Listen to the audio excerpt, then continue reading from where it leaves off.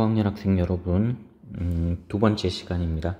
지난 시간은 이 첫 번째 대단원에 대한 기본 학습 요소, 이전에 배웠던 내용들에 대한 것들을 잠깐 살펴봤고, 이번 시간부터 시작해서 실질적으로 고학년 학습 과정이 시작된다고 봐도 좋습니다. 첫 번째 중단원의 제목은 제곱근과 실수이고요. 그 중단원이 크게 3개의 소단원으로 구성이 되어 있는데, 그중 첫 번째 소단원이 제곱근의 뜻과 성질입니다. 말 그대로 이번 단원에서는 제곱근이 무엇인지를 알고 그 성질을 이해하는 데 목적이 있습니다. 자, 먼저 제곱근이라는 것이 무엇일까에 대해 생각해 보기 전에 이걸 어떻게 접근할지에 대해서부터 살펴보도록 할게요. 생각 열기입니다. 다음 그림은 한 눈금의 길이가 1인 모는 종이 위에 직각삼각형을 그린 것이에요. 자, 두 개의 직각삼각형이 보입니다. 좀 작은 가, 좀 훨씬 큰 나가 있죠. 이 가와 나에 대하여 무언가를 작성한 표가 있는데, 그 표가 바로 오른쪽 아래에 놓여 있습니다. 질문을 한번 볼게요. 첫 번째, 오른쪽 표의 빈칸에 알맞은 수를 써 넣어 보자 라고 되어 있습니다. 자, 첫 번째, 빗변의 길이 제곱이 가는 얼마일까 라고 되어 있습니다. 빗변 길이 제곱이 얼마일까? 이걸 어떻게 알 수 있을까요? 자, 이걸 알 수 있는 방법은 이전 학년에 배웠던 피타고라스 정리를 쓰면 되죠. 직각을 끼고 있는 두 변의 길이가 각각 모는 종이의 한 칸만큼 1만큼이니까 1을 제곱해보면 그것이 바로 빗변 길이의 제곱이 되잖아요. 그래서 1제곱과 1제곱을 더하면 2가 됩니다. 자, 다음 두 번째입니다. 빗변의 길이는 얼마일까? 이건 알 수가 없어요. 지금 현재는 두 번 곱해서 2가 되는 숫자 아직 배우진 않았죠. 자, 여기에서 이 제곱근이 무엇이냐에 대한 질문 등장하게 되는 거예요. 자, 이번에는 나를 보겠습니다. 나의 경우는 가로변의 길이는 4칸입니다. 한 칸 길이가 1이니까 4. 세로변은 3칸이네요. 3이에요. 그러면 피타고라스 정리를 써보면요. 이 빗변의 길이가 얼마인지는 잘은 모르겠으나 이 변의 길이를 x라고 하면 x를 제곱한 값이 3제곱 더하기 4제곱과 같다. 이전 시간에 했던 내용과 똑같죠. 3제곱과 4제곱을 더하면 25가 된다는 것 배웠죠. 자, 그럼 이제 빗변 길이를 생각해 볼게요. 두 번 곱해서 25가 되는 숫자가 뭐가 있을까? 하나는 5가 되고 하나는 마이너스 5가 되는데 길이인 건 양수라 했으니 5가 된다는 걸 알 수 있을 겁니다. 가와 나의 차이점은 이런 것들이에요. 가의 경우는 두 번 곱해서 2가 되는 숫자가 뭘까? 이건 조금 찾기가 쉽지 않죠. 현재 여러분들이 알고 있는 숫자 범위에서는 표현이 안 돼요. 그에 반해서 나의 경우는 두 번 곱해서 25가 되는 숫자는 5가 되겠구나. 양수 중에는 5가 있구나. 이렇게 찾을 수 있다는 겁니다. 자, 가에 해당되는 걸 이제 우리가 좀 살펴보도록 할게요. 제곱하여 9가 되는 수는 3과 마이너스 3이 있습니다. 즉 3을 제곱하면 9가 되고 마이너스 3을 제곱해도 9가 됩니다. 양수 제곱도 양수이고 음수 제곱도 양수예요. 자, 지금은 어떤 특정한 숫자를 가져왔는데 일반적으로 음이 아닌 숫자 a에 대하여 제곱하여 a가 되는 숫자를 그 x를 무엇이라고 할까? 즉 다른 말로 하면 두 번 곱해서 a가 된다. a가 지금 음이 아닌 숫자니까 0이 되거나 0 또는 양수거든요. 즉 이런 종류의 식을 만족하는 값. 다르게 말하면 방정식의 근이 되는 거죠. 방정식의 근을 우리가 a의 제곱근이라는 표현을 씁니다. 방정식의 근, 그래서 제곱근이라는 표현을 쓴다고요. 이게 근은 한자로 뿌리를 뜻해요. 연근, 당근 이런 말들을 쓰죠. 자, 그러면 왜 이것이 근이라는 표현을 갖게 되느냐? 이건 다음 페이지에 나와 있으니까 그때 가서 조금 더 다루기로 하고, 앞으로는 두 번 곱해서 a가 되는 숫자, 이걸 만족하는 것을 a의 제곱근이라고 이름을 붙이기로 한다. 이렇게 보자고요. 자, 보기를 봅시다. 4의 제곱근은 즉 두 번 곱해서 4가 되는 숫자가 뭐가 있을까? 생각해보면 하나는 양수인, 하나는 음수인 마이너스 2가 있죠. 자, 아래 내용은 조금 주의 깊게 볼 필요가 있습니다. 양수나 음수를 제곱하면 항상 양수이기 때문에, 맞죠? 음수의 제곱근은 생각하지 않아요. 이건 무슨 말이냐? 어떤 숫자를 2번 곱했더니 음수가 나왔어요. 이렇게. 그런데 x가 양수이면 양수 제곱은 양수여야 되니까 마이너스 3이 될 수가 없어요. x가 음수이면 음수 제곱도 양수가 되니까 마이너스 3이 될 수가 없어요. 즉 음수가 될 수는 없어요. x가 0이 된다 하더라도 0제곱은 0이기 때문에 우리가 현재 알고 있는 숫자들 중에서는 2번 곱해서 자기 자신과 곱해져서 음수가 되는 경우는 없다. 요 식을 만족하는 근은 언제 찾아내는가 하면 이건 10학년 과정에서 배우게 됩니다. 10학년 수학에서 배우게 될 거예요. 자, 이건 그때 합시다. 그래서 음수에 대한 제곱근은 생각하지 않아요. 즉 x제곱이 음수가 되는 경우는 생각하지 않는다. 따라서 두 가지만 생각합니다. 제곱해서 0이 되는 경우랑 제곱해서 양수가 되는 경우 1이 되거나 뭐 2가 되거나 아니면 뭐 4분의 7이 되거나 이런 것들만 생각한다. 자, 그 중에 2번 곱해서 0이 되는 숫자는 딱 하나밖에 없습니다. 그건 0밖에 없어요. 즉 0의 제곱근은 0 하나밖에 없습니다. 요 이유도 요 아랫부분에 아랫부분에서 조금 더 생각을 해볼게요. 양수의 제곱근은 양수와 음수 두 개가 있어요. 우리가 앞서 4의 제곱근은 2와 마이너스 2 두 개가 있었죠. 자, 이 두 개 숫자의 특징은 부호는 다른데 크기는 같아요. 그걸 절대값이 같다. 부호는 다른데. 이렇게 설명을 했다고요. 자, 그래서 양수 A의 제곱근 중에서 양수인 것, 즉 4의 제곱근 중에서 양수인 것, 이 2를 뭐라고 이름을 붙이는가 하면 양의 제곱근이라고 이름을 붙이고 4의 제곱근 중에서 음수인 것, 마이너스 2를 음의 제곱근이라고 붙입니다. 그리고 기호로 다음과 같은 걸 사용을 하게 돼요. 자, 이 기호가 어떻게 등장했느냐? 아까 앞서 설명했던 설명했던 내용을 덧붙여서 이 근호의 유래라는 다음 페이지, 즉 수학그러미 부분에 있는 걸 잠깐 보도록 하겠습니다. 수학그러미 위쪽은 문제 1번, 2번, 3번이 있어요. 자, 근호의 유래, 독일의 수학자 루돌프는 이 사람이 15세기에서 16세기, 주로 활동했던 시기는 16세기입니다. 1525년에 뿌리를 뜻하는 레딕스의 첫 글자 얼에서 제곱근 기호를 따로 떼냅니다. 여기서 이야기하는 뿌리, 이게 방정식에서의 근, 어떤 숫자가 그 방정식을 만족하느냐라는 그 의미에서, 근데 뿌리인데 뿌리라고 할 수도 있지만 기본, 기초 이렇게 생각할 수도 있잖아요. 그래서 그 방정식을 만족하는 기초가 무엇일까? 기초에 해당되는 숫자라는 의미로 뿌리라는 표현을 가져온 거예요. 그런데 처음에는 이 제곱근 기호를 다음과 같이 표기를 했습니다. 이게 영어 앞글자를 딴 거예요. 요 첫 글자에서 가져왔다고 되어 있죠. 그런데 이 루돌프의 기호를 쓰면 문제가 있어요. 어떤 문제냐? 여기 보세요. 루트 x 더하기 1은 x 더하기 1의 양의 제곱근인지 x의 양의 제곱근에 1을 더한 것인지가 분명하지 않다. 이렇게 두 가지로 해석이 되더라, 이런 뜻이에요. 무슨 의미인가 하면 이 아래에 보이는 이 표기입니다. x 더하기 1의 양의 제곱근인지, 여기 앞쪽이고요. x의 양의 제곱근에 1을 더한 것인지는 이 표기 가지고는 불가능하다는 거예요. 루돌프의 기호를 가지고는 해결할 수가 없더라. 그래서 후대에 프랑스의 수학자인 데카르트가 요 루돌프가 고안한 이 루트 기호에 가로줄을 더 그어서 현재 사용하고 있는 형태로 변형을 한 거예요. 이렇게 있던 것에다가 헷갈리는 부분이 있으니까 가로선을 하나를 더 추가를 한 거예요. 자, 이렇게 추가하고 보면 x 더하기 1의 양의 제곱근을 의미하는 것인지 x의 양의 제곱근에 1을 더한 것인지가 분명히 구별이 되죠. 자, 이런 장점 때문에 만들어졌다. 자, 뿌리는 루트입니다. 출발점은 루트에서 나온 말이다.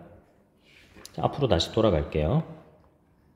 자, 그래서 붙은 이름이 뭔가 하면 근호예요. 뿌리를 나타내는 기호, 이런 말이죠. 자, 요 기호를 앞으로 사용을 하게 됩니다. 그래서 각각 어떻게 표현하느냐? 두 번 곱해서 a가 되는 것을 만족하는 것, 이걸 방정식으로 해결을 하면 x가 루트 a 또는 x가 마이너스 루트 a의 근을 갖는다. 여기서 떼서 요 둘이 바로 제곱근이다. 제곱해서 a가 되는 숫자, 즉 a의 제곱근이라고 설명을 합니다. 이 둘은 때에 따라서 한꺼번에 다음과 같이 나타내기도 해요. 어떤 차이점이 있는지 알겠어요? 루트 a가 양수인 것도 음수인 것도 둘 다 제곱근이기 때문에 부호를 겹쳤습니다. 보통 이 부호를 겹치는 걸 부호가 중복되어 있다라는 의미로 중복되다 할 때 복자와 부호를 붙여서 복부호라는 표현을 씁니다. 아주 예전에는 부자를 빼고 선생님이 학교 다닐 때는 복호라는 표현도 썼어요. 부호가 중복되어 있다는 뜻이에요. 부호를 중복해서 나타낼 수도 있더라. 즉 5의 양의 제곱근은 하나는 루트, 5의 양의 제곱근은 루트 5죠. 5의 제곱근 중에서 음인 것은 마이너스 루트 5. 그래서 이것을 한꺼번에 플러스 마이너스 루트 5로 쓸 수도 있다. 자, 지금까지 내용 설명이 이해가 되죠?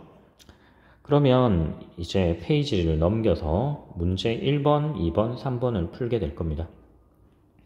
자, 1, 2, 3번 문제 푸는 시간은 이 해설 영상 다 끝나고 난 다음에 여러분들과 실시간으로 문제를 풀면서 조금 시간을 주도록 할게요.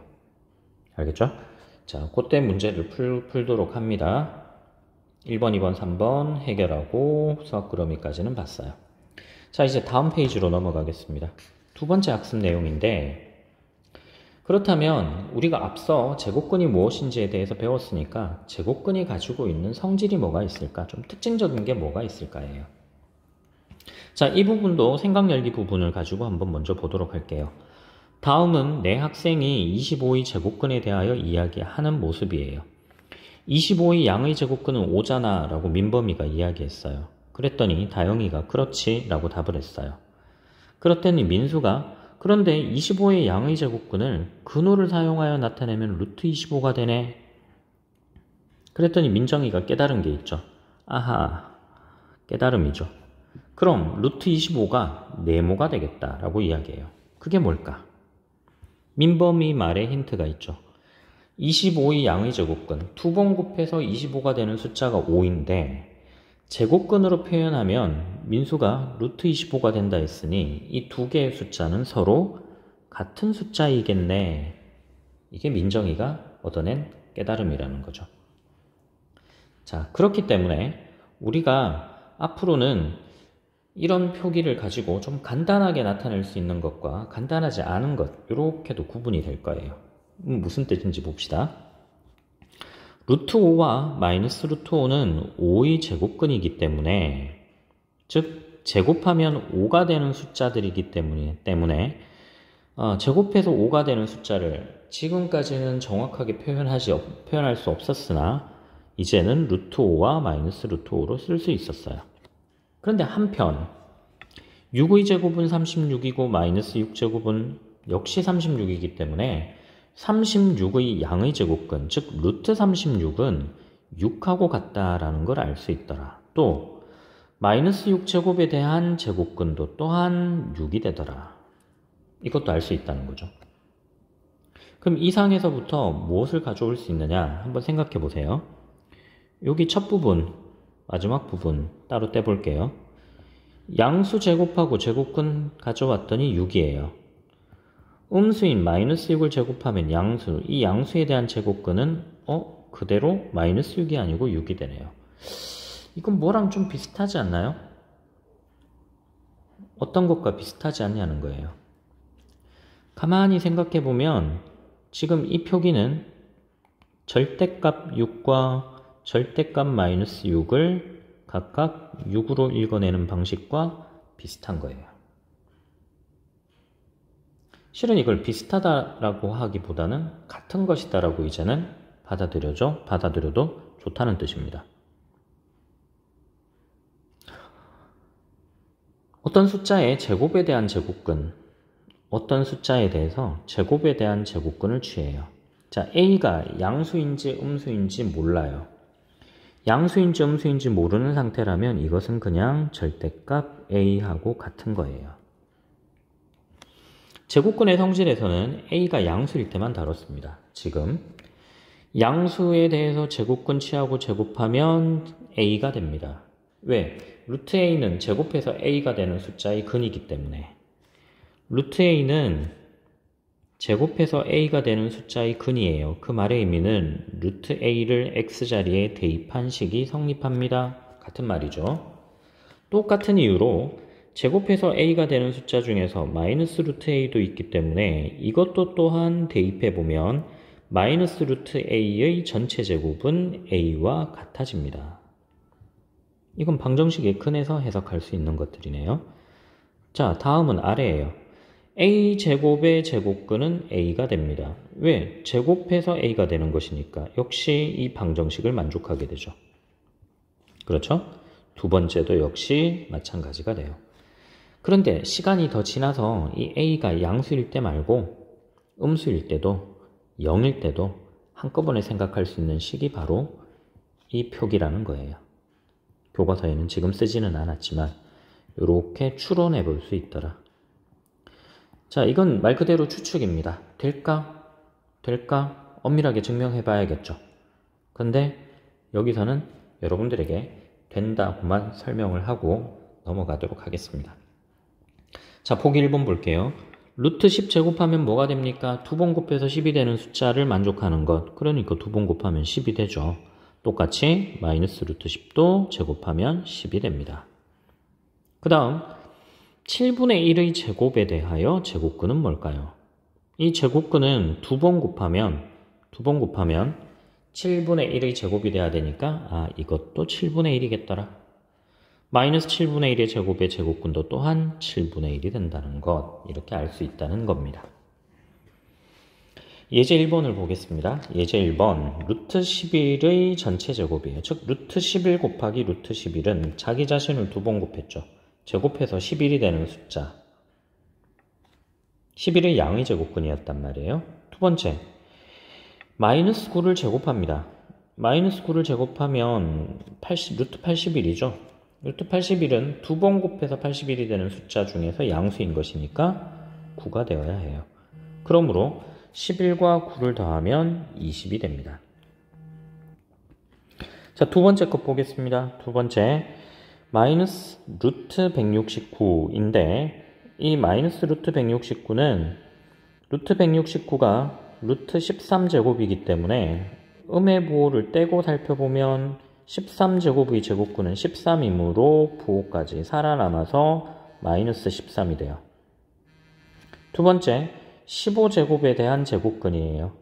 15제곱 제곱근, 이것은 15가 되겠네요. 따라서 이 둘을 더하게 되면 15에서 13을 뺀 결과와 같기 때문에 2가 될 겁니다. 자, 이제 다음 페이지로 보겠습니다. 자, 다음 페이지 위쪽 역시 질문이 세 가지가 있어요. 자, 이 세 개의 질문에 대한 풀이를 천천히 하시기 바랍니다. 앞서 이야기했던 것처럼 영상이 끝나고 나면 문제풀이 시간은 줄 거예요.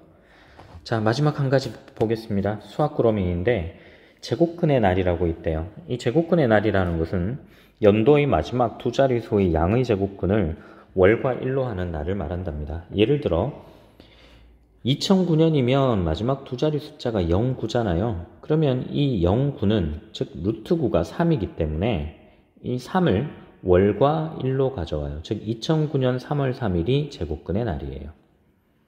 그럼 또 어떤 날이 있을까? 우리가 월이나 일은 정수로, 즉 자연수로 표현이 되기 때문에 자연수로 나타날 수 있는 것들이라 하면 이 연도의 끝에 있는 두 자리가 제곱수가 되어야겠죠. 그래서 맨 처음 생각해 볼 수 있는 건 2000년대 들어서는 2000년 0월 02를 생각할 수 있지만 월 1에 0은 없기 때문에 이건 될 수가 없고요. 2001년 가능하겠죠. 2001년은 두 번 곱해서 1이 되는 숫자가 1이니까 1월 1일이 될 겁니다. 그 다음은 2004년 04, 두 번 곱해서 4가 되는 숫자가 2가 되니까 2004년 2월 2일이 그 다음 제곱근의 날이에요. 그 다음이 2009년 3월 3일, 그 다음은 2016년 4월 4일. 이제 돌아오는 제곱근의 날 중에 가장 가까운 날은 바로 2025년 5월 5일일 거다. 따라서 21세기 마지막 제곱근의 날은 2081년 9월 9일입니다. 제곱근의 날은 미국의 수학교사가 1981년 9월 9일에 처음 기념을 했죠. 80일은 루트 81이 9가 되니까. 그래서 그 이후에 뿌리식물에 해당되는 이 제곱근, 루트라는 말을 쓰니까 뿌리식물에 해당되는 무나 당근 등 이런 채소들을, 뿌리 채소들을 정사각형인 면이 나오도록 썰어 먹으면서 이런 모양으로 만들어 먹으면서 기념하고 즐긴답니다. 자, 이번 시간은 여기까지 설명하겠습니다. 수업 듣느라 고생 많았습니다. 다음 시간에 만나요.